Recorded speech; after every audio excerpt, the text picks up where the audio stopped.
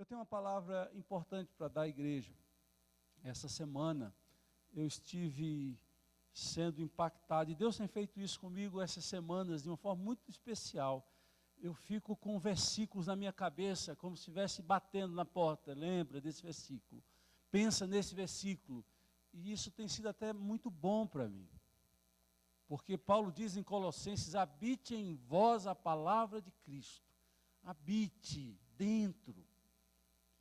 Por isso que eu quero trazer para vocês Apocalipse, o texto vai ser pregado. Eu não vou falar sobre arrebatamento, trombeta, não. Vou falar uma coisa mais light em Apocalipse. Eu sei que você tem medo de abrir o livro de Apocalipse, pode abrir. Não tem problema, abre o livro de Apocalipse aí, não vai sair serpentes, trovões e relâmpagos, não. Capítulo 2 de Apocalipse, de 1 a 7, nós vamos fazer essa leitura, sentados assim como nós estamos. Está escrito assim: estas são as palavras daquele que tem as 7 estrelas em sua mão direita e anda entre os 7 candelabros de ouro. Conheço as suas obras. Segundo, conheço o seu trabalho árduo. Terceiro, conheço a sua perseverança.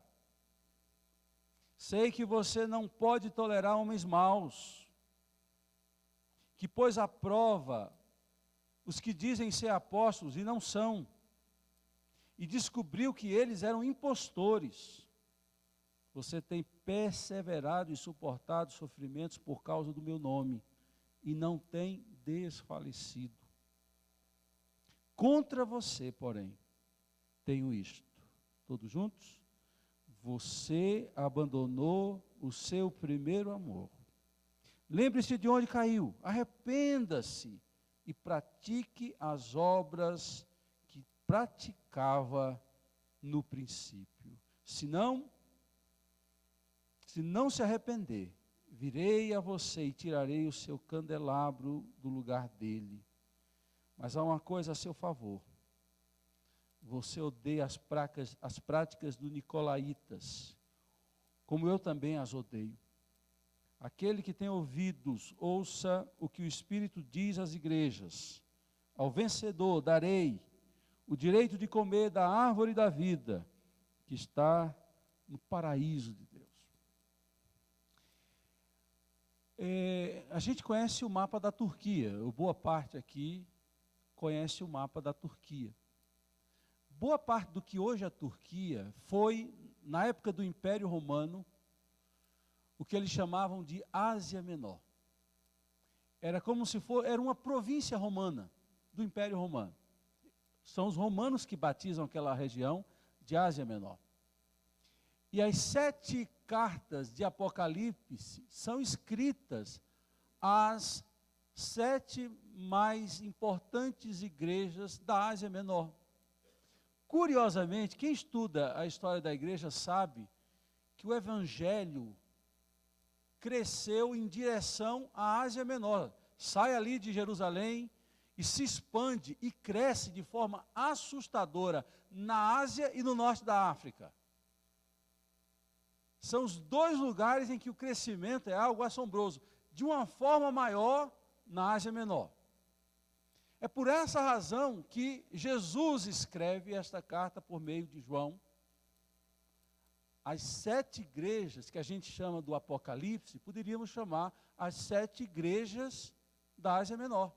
Todas estão na Ásia Menor, ali onde é a Turquia hoje. Pérgamo era a capital.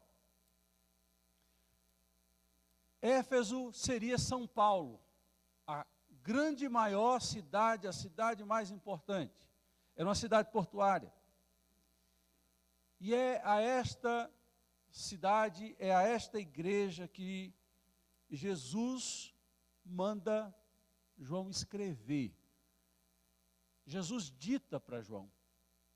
E João escreve a cada uma delas. São 7 igrejas, 7 cartas e o único autor, Jesus. Quem fala isso aqui não é Deus Pai, é Jesus o Filho. E é interessante que eu, por causa disso, ao ler esta carta aos Efésios, tive a curiosidade de ler a carta que Paulo escreveu aos Efésios. Tive a curiosidade de ler o capítulo 19 e o capítulo 20 de Atos, que fala como o Evangelho chegou naquela cidade. Para chegar aqui, eu fiz uma visitação ao histórico de como o Evangelho chegou naquela cidade.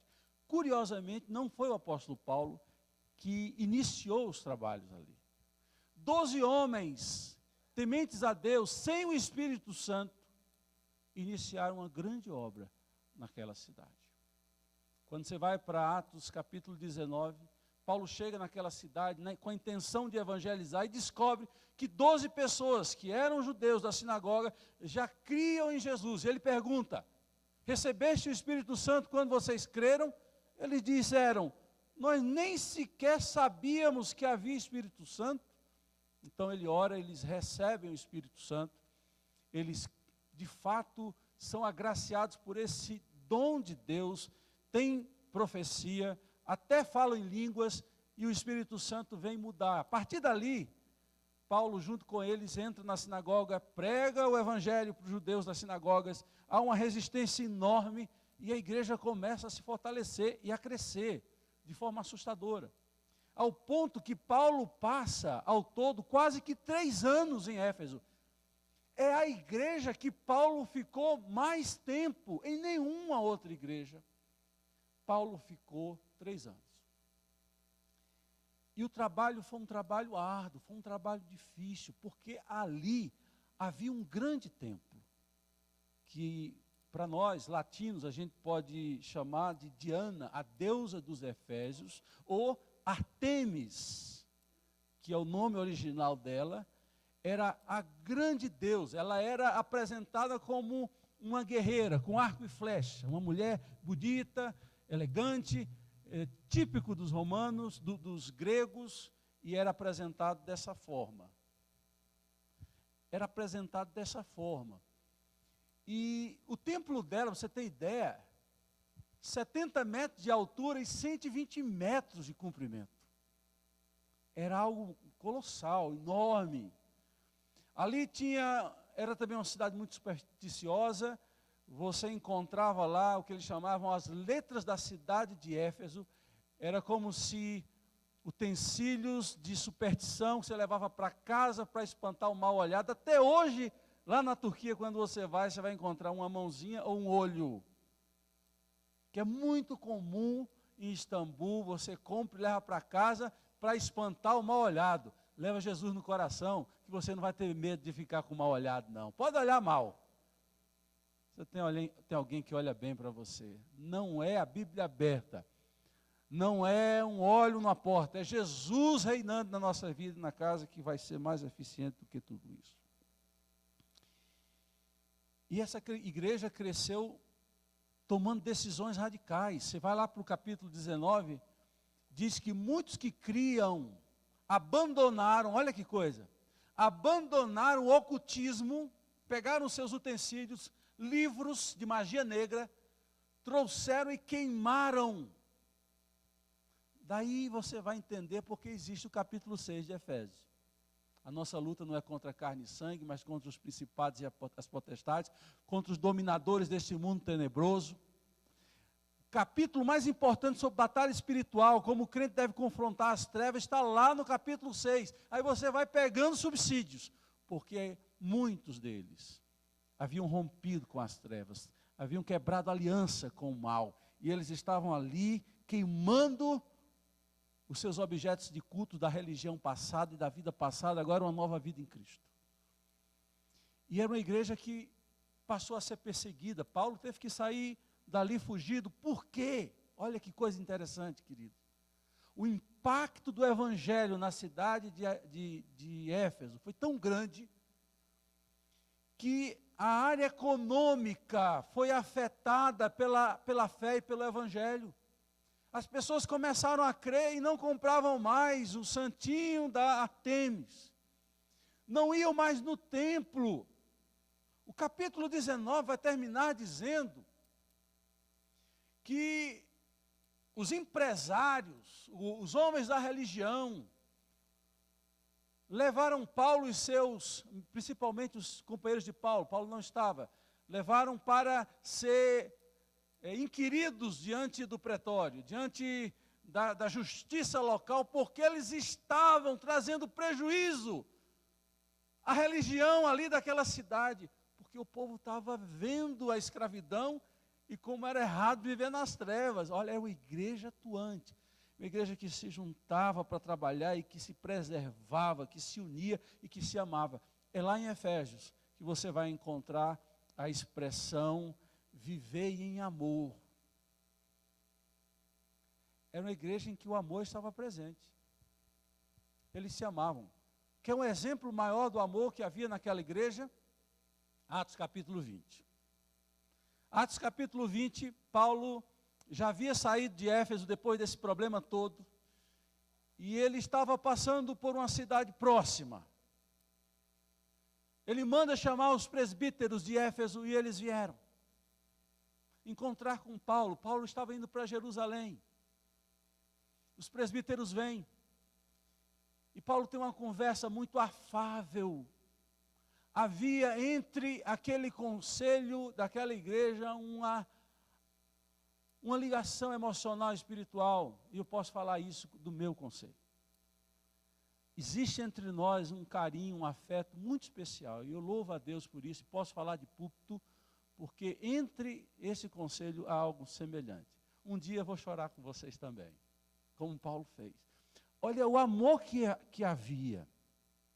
Paulo se despede dele e diz, olha, provavelmente, olha que coisa, provavelmente, vocês não vão ver mais minha face. Diz a Bíblia no capítulo 20 de Atos, que eles se ajoelharam na praia. E eles choraram profundamente. Que coisa linda, quando pastores e presbíteros estão ali ligados e chorando juntos. Havia um amor tão profundo entre eles. Era uma igreja que vivia naquele tempo o amor. Paulo, ele inicia esse trabalho fundando a igreja aproximadamente no ano 55 da era cristã. A carta em Apocalipse é escrito aí 98, 99 da era cristã. Então, praticamente 40 e poucos anos havia se passado.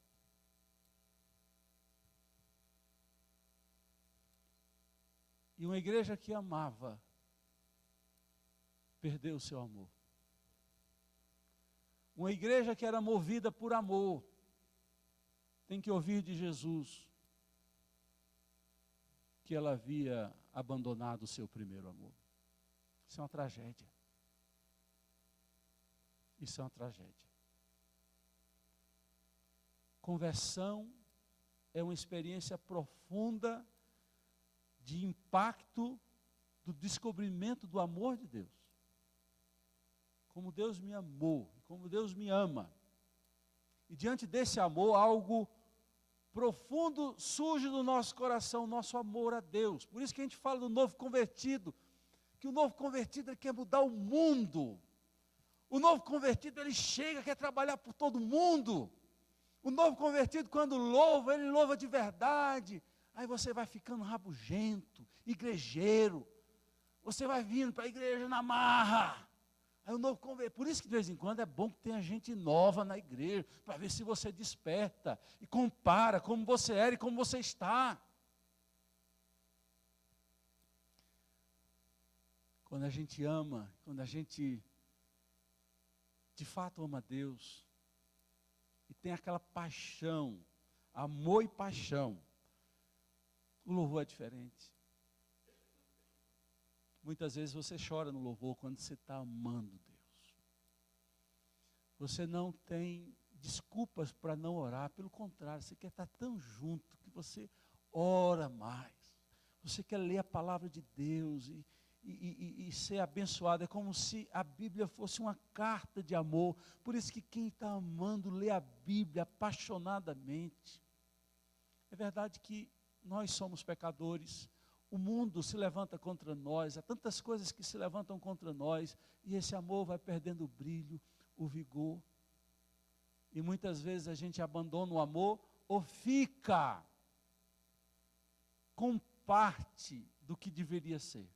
O que eu quero dizer com isso? Eu quero dizer que o amor é a mola que impulsiona. Se você fica sem a mola, você trabalha, você faz boas obras, mas a motivação certa, que é o amor, se foi. Às vezes você está fazendo o que é certo, mas não tem mais o vigor do amor. Não tem mais a alegria do amor. Porque o amor só tem uma fagulha, uma pequena chama do que antes foi um incêndio. Você lembra daquela época?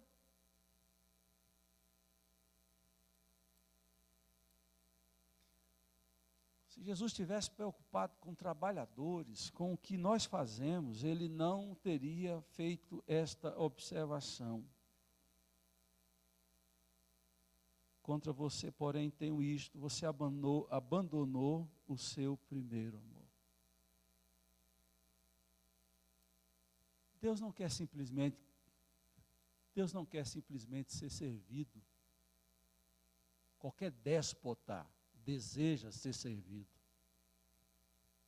Deus quer ser amado. E quando Ele é amado, Ele sabe que o que você fizer para Ele vai ser uma expressão do seu amor. Muda tudo, muda tudo. Porque servir, fazer coisas boas, eu posso fazer por medo. Se eu não for na igreja, eu tenho o direito de faltar uma vez no mês, mas 3 vezes eu tenho que ir, porque se eu não for, Deus vai ficar irado comigo. Eu tenho medo da ira de Deus, medo. Eu posso ir para a igreja, fazer alguma coisa para Deus por medo. Eu posso fazer alguma coisa para Deus por interesse. Ó, Deus, você está vendo? Deixei de ir para o cinema hoje. Ó, anota aí na caderneta do Senhor, que na minha já está anotada.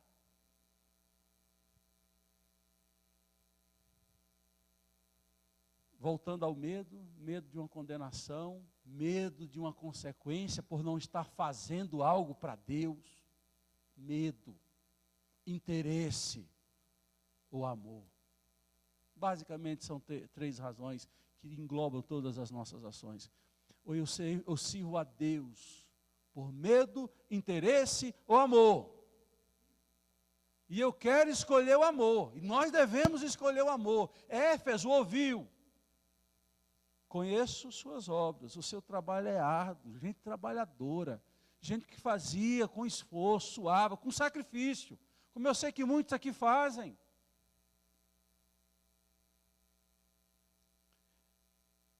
Jesus chega a dizer: conheço a perseverança de vocês, gente que não desiste, está ali aguentando, sofrendo, sem amor, fazendo na má, mas está fazendo.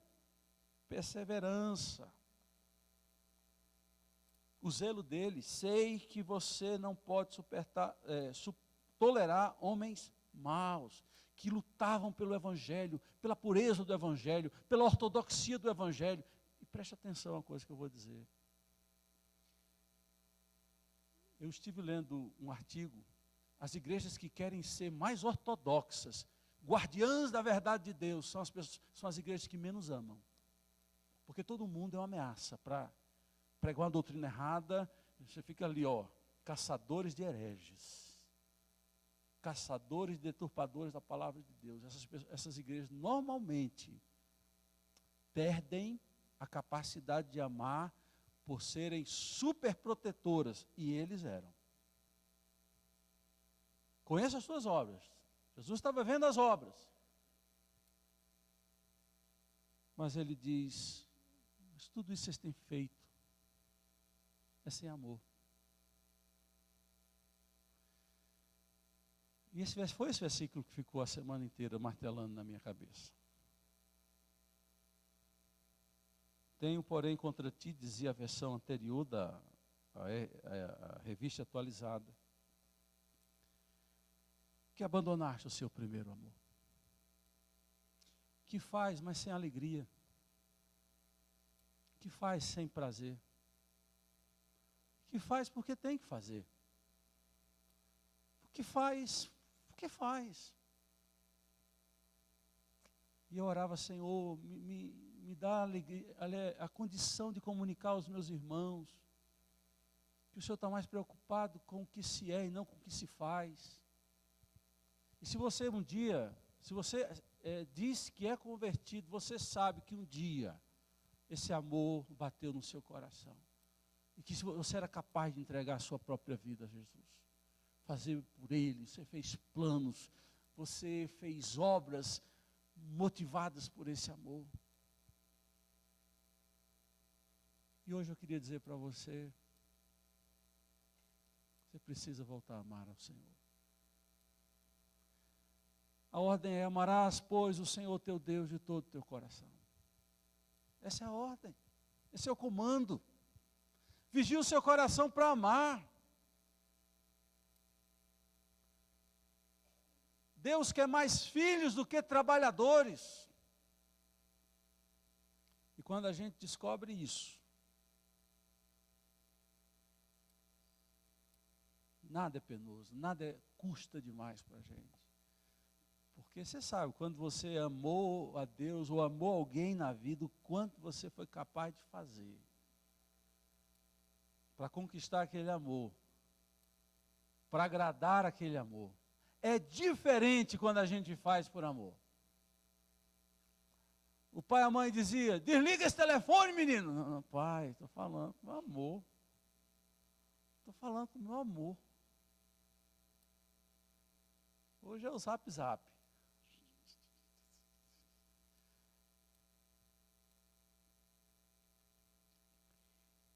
E Deus, Ele é tremendo. Ele não apenas aponta o problema, Ele dá o prognóstico. Tem o diagnóstico e o prognóstico. O diagnóstico é: vocês estão fazendo sem amor. E olha que eu estou apenas me detendo ao que o texto diz. Já é grave fazer sem amor. E pior quando a gente nem ama e nem faz.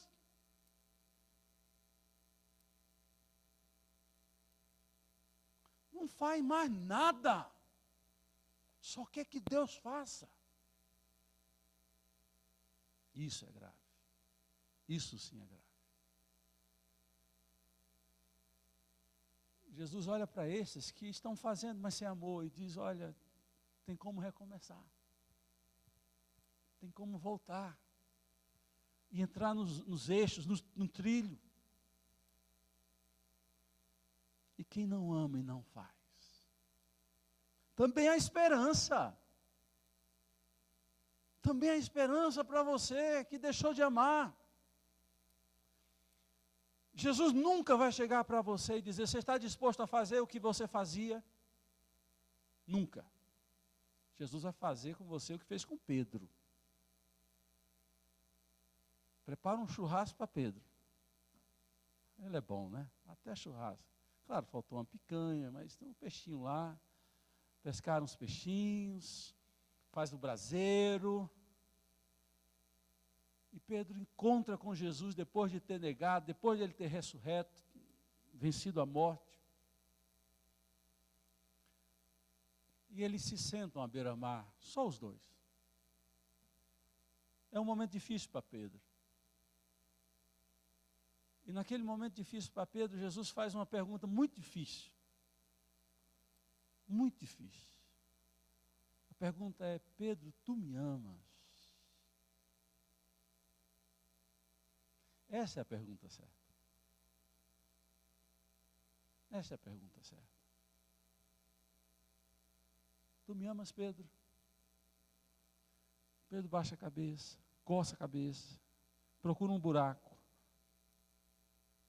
para se enterrar, ou enterrar a cabeça, não sei. Senhor, tu sabe todas as coisas, tu sabe que eu te amo. Segunda vez: Pedro, tu me amas?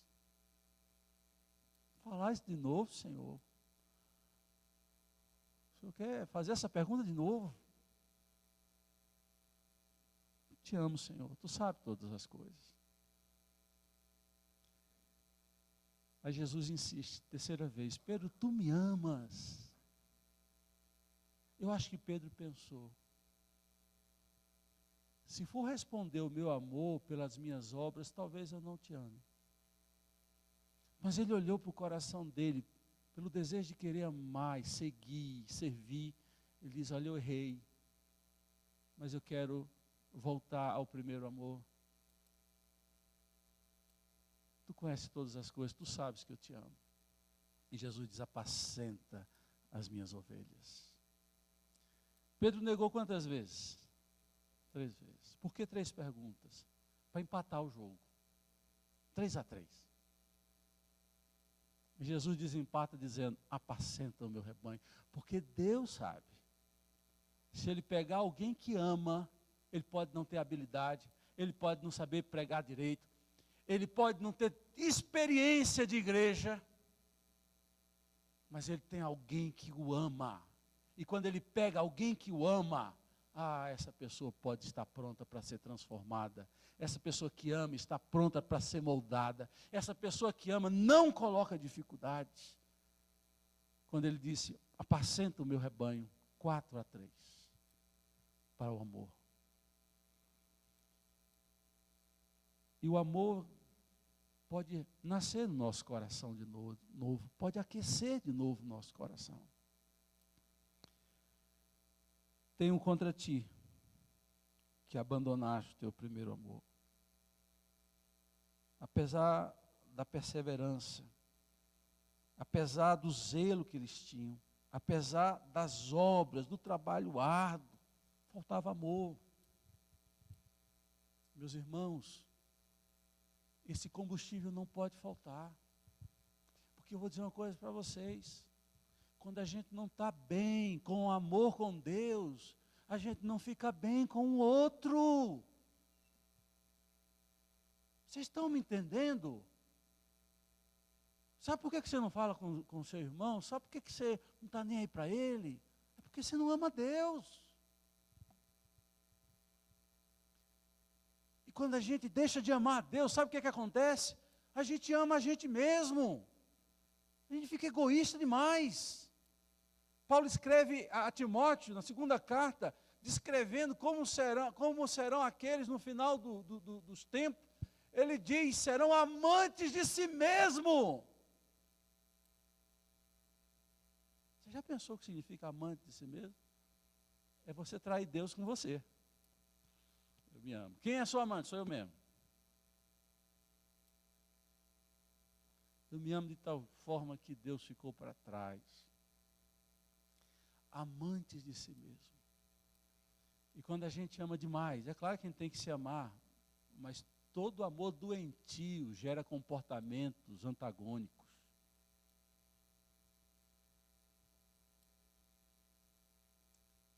Ele não pede à igreja de Éfeso muitas coisas. E eu não estou pedindo para vocês muita coisa. Eu estou pedindo que você ame a Deus. Para quem não se converteu, é muito difícil amar a Deus. Você precisa se converter e nascer de novo. Você só terá a experiência de amar a Deus sobre todas as coisas quando você se converter. Mas se um dia, preste atenção, vocês estão me ouvindo. Se um dia, não importa o ano que foi, você um dia amou a Deus de todo o seu coração. Você um dia teve prazer de estar com Ele, de falar com Ele, de vir para a casa dEle, de louvar a Ele, de servir a Ele. Se um dia você teve isso, é só dar um sopro nessa brasinha. E esse amor volta. Está aí. Está aí se um dia você já amou. Está aí. Nesse coração hoje de pedra. Está aí. Então, começa a se aproximar, fazer o approach. Isso é um termo do tênis, né?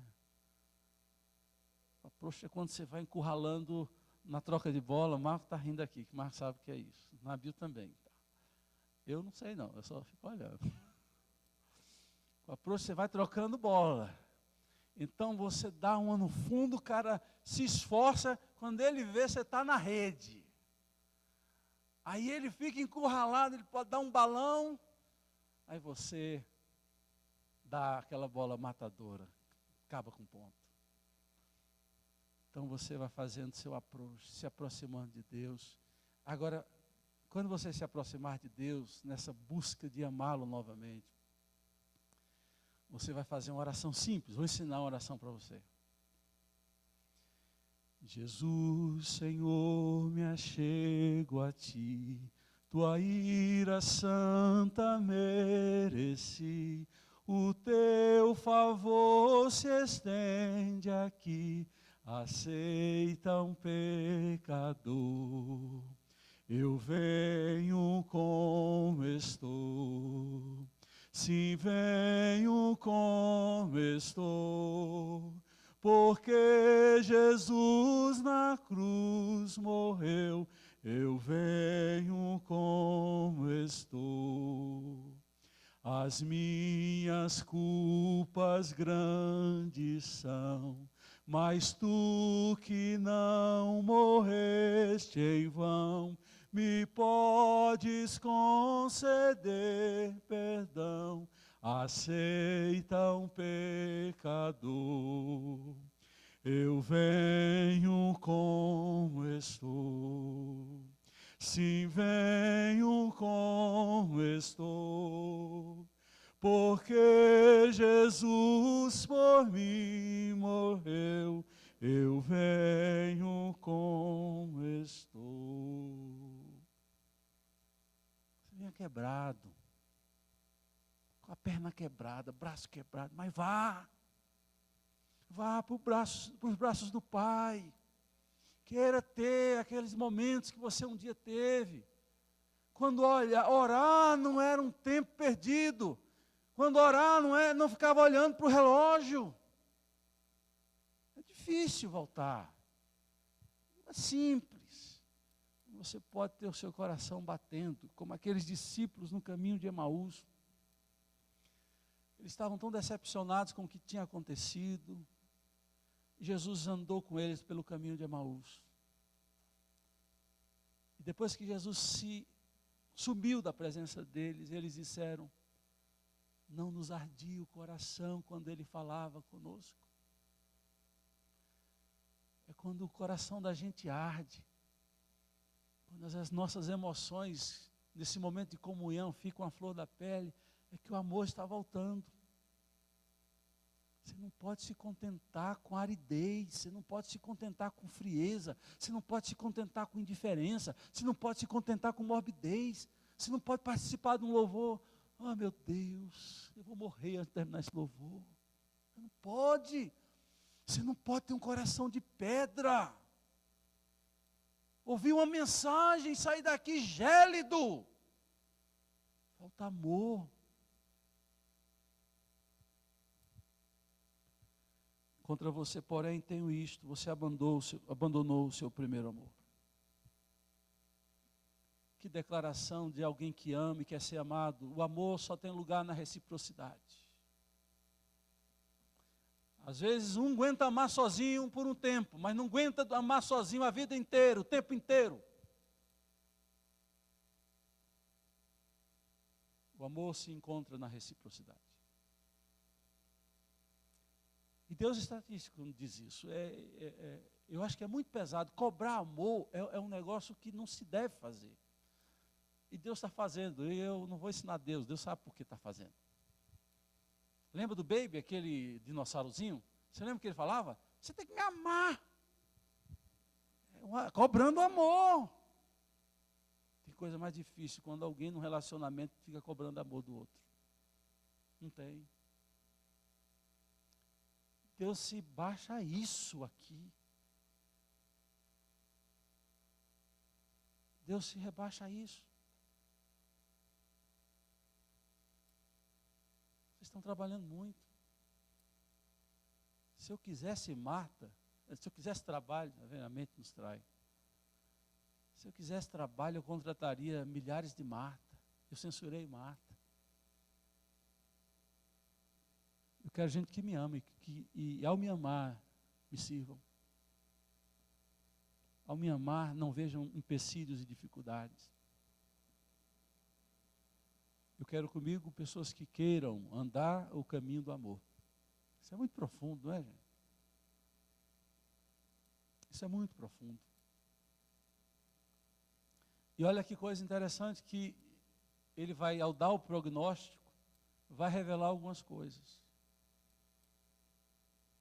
Ele vai dizer o caminho das pedras. Lembre-se de onde caiu. Guarda isso no seu coração, anote se você quiser. Sabe o que é que tira o amor de Deus do nosso coração? O amor nosso para com Deus? Pecado. Pecado.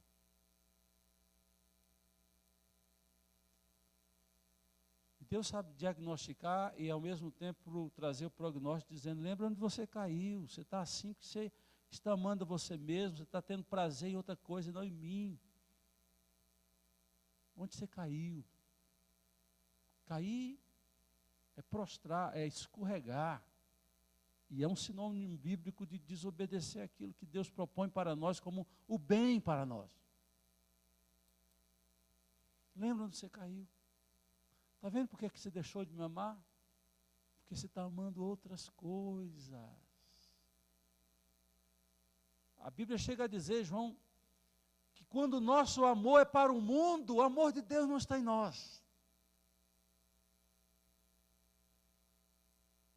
Some, evapora. O amor de Deus não está em nós quando a gente ama o mundo. Enquanto nós abrimos mão do nosso amor para com Deus, nós somos bombardeados por um texto bíblico que a gente recita, que é prova contundente, clara, de que Deus não desiste de nos amar. Romanos 8. Romanos 8 é um texto clássico, fundamental da Bíblia. E depois de dizer, será a tribulação, angústia, fome, nudez, que poderá nos separar do amor de Deus que está em Cristo Jesus, Paulo chega ao final e diz que ele estava certo, de que nada poderá nos separar do amor de Deus que está em Cristo Jesus. O que vem de lá é garantido, jamais acaba, jamais esfria. O amor de Deus para conosco. Agora nós podemos não estar retribuindo com o nosso amor a Deus. É o pecado que nos leva à frieza, à indiferença. É o pecado que nos faz ser hipócritas. É o pecado que retira de nós a condição de amar a Deus. Arrependa-se. Arrependa-se. Arrepender como? Você vai subir agora 1000 degraus de joelho para você aprender a não deixar de me amar. Não é isso. Arrependa-se. Arrependa do seu pecado, arrependa que essa opção de não amar é a pior opção que se tem. E que revela talvez que você nunca amou, pode ser. Ou então, se você um dia amou, você precisa arrepender. Lembrar, usar a sua memória, que tem me tirado da presença de Deus, que tem esfriado o meu amor para com Deus.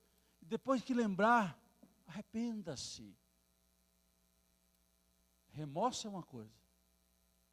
O remorso é momentâneo. O remorso é quando você é pego. O arrependimento é duradouro. E normalmente vem quando você não é pego. Porque uma coisa é você se arrepender. Peguei você, eu me arrependo, eu me arrependo.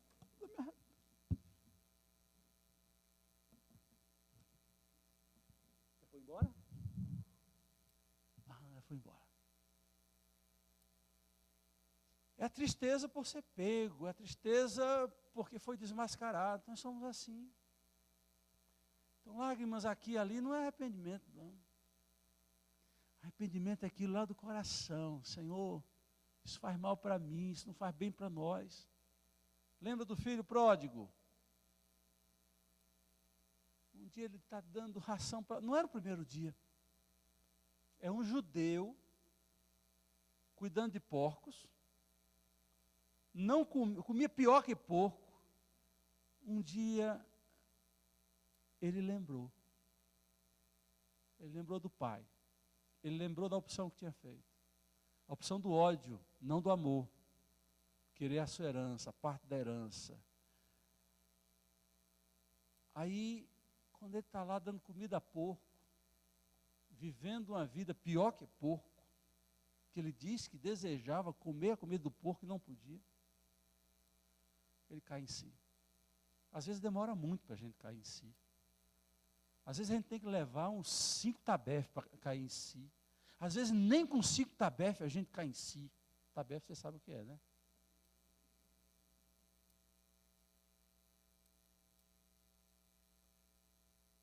Às vezes tem que acontecer coisas muito graves para você cair em si.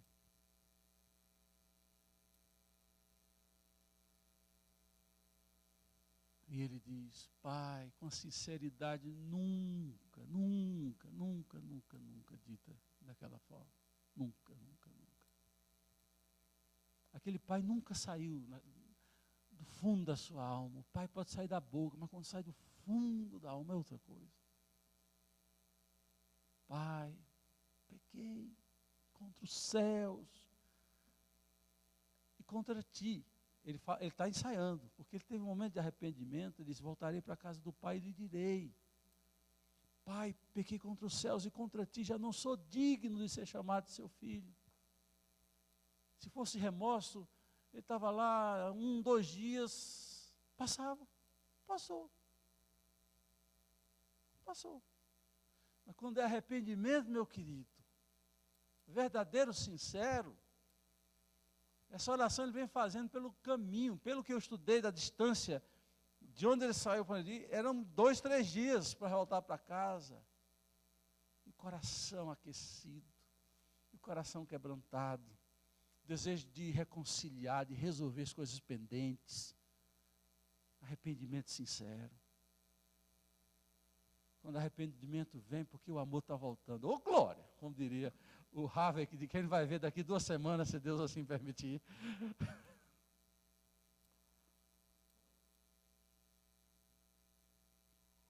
Quando arrependimento vem, o amor está brotando. Lembra-te onde caíste. Arrepende. E olha que aparente inconsequência chega a ser até confuso e volta à prática das boas obras. Mas, Senhor, eles estavam fazendo boas obras. O Senhor disse que conhecia as boas obras dele. Mesmo sem amar, eles estavam fazendo boas obras. O que é que ele está querendo dizer com isso? Volta à prática das boas obras. Só aparece boas obras aqui embaixo. Em cima ele diz: conheço as suas obras. Conhecer obra é aquilo que a gente sabe. Fazer obras sem coração, eu posso fazer. Mas agora ele está dizendo: você ama, não fique só na contemplação não. Agora que você voltou a me amar, começa a trabalhar. Começa a largar o controle remoto. Porque às vezes a gente está cansado para tantas coisas. Aliás, a mente nos trai. Às vezes nós estamos cansados para muitas coisas de Deus. Mas para os nossos interesses a gente nunca está cansado.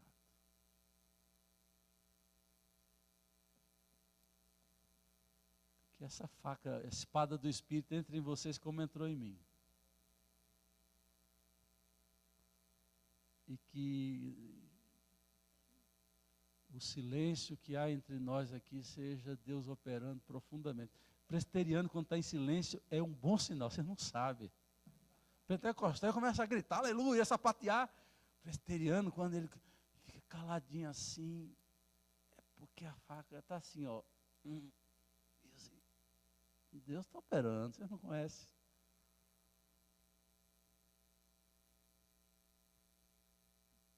Cadê o Hernani? Está aí? Não está. Eu ia dizer, até o Hernando está em silêncio hoje.